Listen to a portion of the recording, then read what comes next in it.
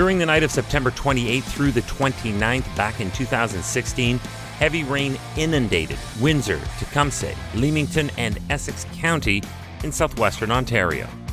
Hi, I'm Chris May, writer, producer, and host of This Day in Weather History, now in year 2 from the Weather Network in Canada. The 24 hours of relentless downpours resulted in significant flooding across the region.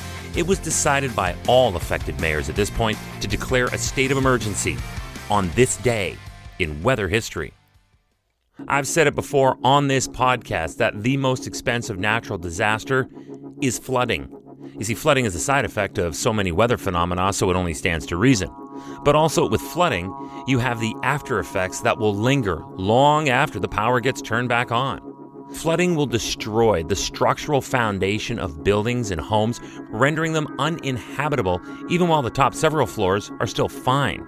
We need only look to the tragic events that happened in Florida, where a total collapse of a condo building was blamed, at least partially, on the degradation of the underground parking construction that had been, for years, subjected to water and corrosion.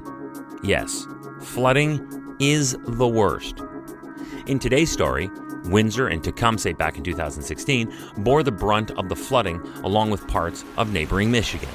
Environment Canada said that at one point 78 millimeters of rain was measured in a 24-hour window by the Windsor Airport Observation Center. But it was worse in the city itself.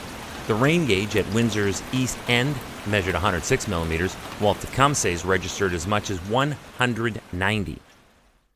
Welcome to year 2 of this podcast. Right now, you're listening to the full version of today's story on your favorite podcast provider. But there's also the daily podcast video short. They're shot right here in my podcast recording studio, so you get that perspective. But oftentimes, they will include visuals from that day's event from when it happened in weather history. So after listening to the full story, go check out the podcast video short on television or online anytime at theweathernetwork.com/weather history. In all, more than 1,700 households were damaged due to this fierce rainstorm, and in Tecumseh, that equated to an estimated 10% of all households in that town. So how much rain are we actually talking about? After confirmations were made, here are the top 3 of the affected cities, and the town of Tecumseh led the pack. Tecumseh, Ontario was hit up with 150 millimeters in 24 hours, 190 total.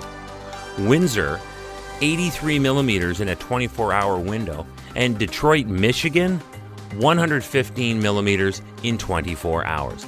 These intense storms pounded the area, flooding basements and forcing residents to abandon their cars right where they were, in the flooded streets. The situation was undoubtedly dire, and something had to be done.